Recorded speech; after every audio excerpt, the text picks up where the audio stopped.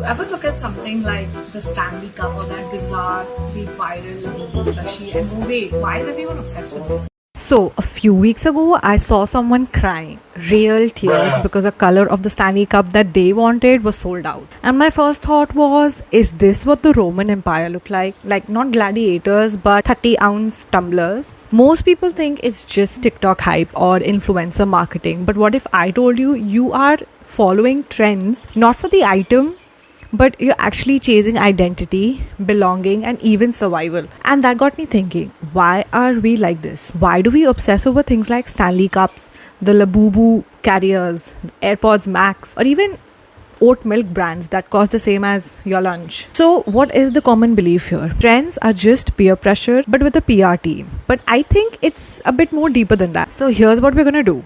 Today's podcast, I'm going to break it down for you in the most relatable way possible. We are going to talk about why we crave belonging, what is the psychology and sociology of consumer trend, and why this generation feels it more, and what to actually do about it. How to not be swallowed whole by trend culture while still having fun and still being a part of that trend culture. Let's just say if you've ever bought something because it felt like you, or because someone cool on TikTok or Instagram had it, you're gonna feel very called out and probably feel a bit seen. So you're listening to Socially Scientific-ish, where self-help meets science, social science, and with a splash of sarcasm, because otherwise this is going to be boring. I've got a story for you. A couple years ago, I bought a super niche Korean planner because a girl on YouTube video said it changed the productivity game. And it cost me more than, I guess, a decent dinner. I think I used it only twice. That's not even the embarrassing part. The embarrassing part, I knew I wasn't a planner person. I knew I wasn't going to use it. But I wanted to be that kind of person, the productive one. I didn't buy the product, I bought that identity. Does that sound familiar? We do this all the time. When we buy something trendy, we're not just buying the thing, we're buying the tribe, the group that comes with it. Stanley Cups aren't hydration tools, they are badges. And then came Labubu, this unreasonably adorable, ugly gremlin frog plush. I saw it once and suddenly everyone had one, including the people who swore they weren't even into toys. And it hit me. This wasn't about the cup or the frog, it was about feeling like you belong. We're not just buying trends, we are buying connection, identity, and safety, because in a world where belonging feels scarce, trends become our modern day comfort zone. So let me walk you through it. Not in a lecture-y, textbooky kind of way, but like we are FaceTiming at 1 a.m. wondering why we almost spent $80 on a tumbler water bottle. But why does it work so well? Why are we this easy to trend bait? The herd mentality.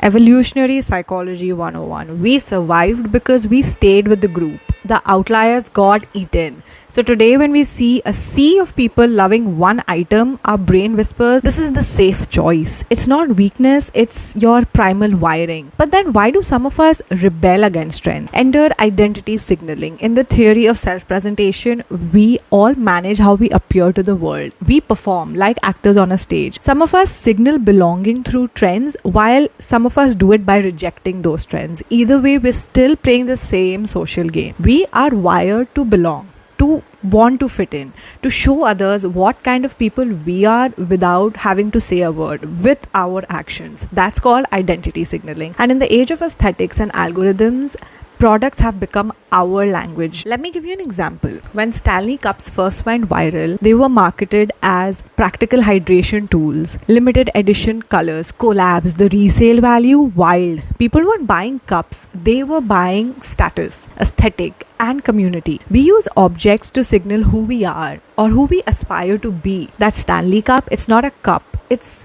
a personality trait. Now enter Labubu. Not your typical plushie, it's memeable, ugly cute, and part of a niche internet language. Owning it says, I'm in on the joke. I get the lore. I get what this is. This is called cultural capital. It's the idea that our knowledge, tastes, and possessions signal our position in the society. Wearing Veya sneakers, you're eco-conscious. Using a Kindle instead of physical books, you're minimalist core. Drinking out of a Stanley, you're in the wellness, hydration, momfluencer tribe. And you know what? There's nothing wrong with that. The issue is when we feel weirdly anxious not having these products, or when our self-worth starts getting tied to whether we fit in visually or through trends. But then we scroll and everyone has the same thing. And suddenly you not having it makes you feel a little off. That's called relative deprivation. It's not about what you lack, it's about what others have that makes you feel like you lack something, even if you never wanted it before, and especially even if you don't need it. And it goes deeper. Social comparison theory says that we constantly evaluate ourselves based on others. So when you scroll through influencers and friends and even strangers showing off the same item, your brain goes, am I behind? Am I missing out? Yes, you are getting FOMO over a toy and a bottle. It's a cognitive response. It's a tiny panic attack in your brain. Therefore, following a trend doesn't just feel good because we're in the know. Our brain literally lights up with feel good chemicals when we are socially accepted. Here comes the psychology. The limited edition drop, it's not by accident. That's scarcity marketing. The more rare something feels, the more your brain sees it as valuable. It triggers a dopamine loop. You see it, you want it, it's hard to get, you get it.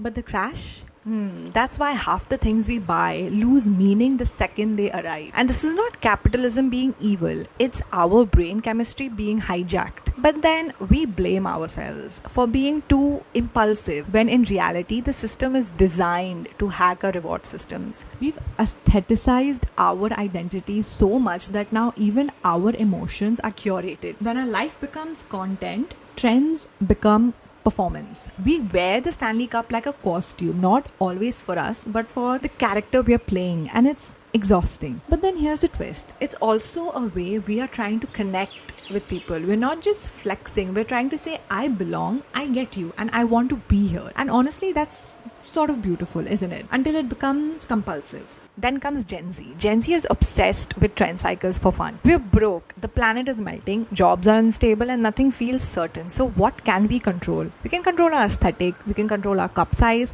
our brand alignments. It's like we're all building a tiny sanctuary of stability in our own controlled realities. Social science calls this compensatory consumption. We buy symbolic items to offset real world insecurities. That's deep, I know. The key is knowing why we like them and not just liking them because everyone else is liking them. Right. So what do we do? Before you follow a trend, pause. Ask, do I actually like this? Am I following or am I choosing? Because following trends isn't inherently bad. We're not just copying people mindlessly. We are social creatures hardwired to pick up cues from our own environments. But unexamined conformity, you conforming to your social environment just because, can leave you feeling hollow. And worse, disconnected from your own actual identity. So here's what helped me. Name the feeling, right? Ask yourself, am I buying this because I want to or because I want what it represents? Slow down the scroll. Take a beat before you hit add to cart. Save it. Wait 48 hours maybe. Most times the craving just disappears after 24 hours. Curate inward. What do you actually like? Not what TikTok likes for you. Start a Pinterest board for your own soul, not your algorithm. Build real life groups. The more community you build offline, the less you need to signal so hard online. Laugh at the absurdity because at the end of the day, it's kind of hilarious that we're fighting over colored water bottles. So what's the moral of the story? We're not trend chasing zombies. We are humans, hungry for connection, for identity, and a sense of stability in this world full of chaos. Sometimes that shows up in deep conversations. Sometimes it shows up in lilac colored bottles. And honestly, that's okay. As long as we are aware, as long as we choose instead of just copy what someone else is doing. Because you are more than a trend. You are a whole personality. And if this made you think, laugh, or side-eye your own card history, share it with a friend because odds are they have got a Stanley too. This was Socially Scientific-ish. Catch you next time.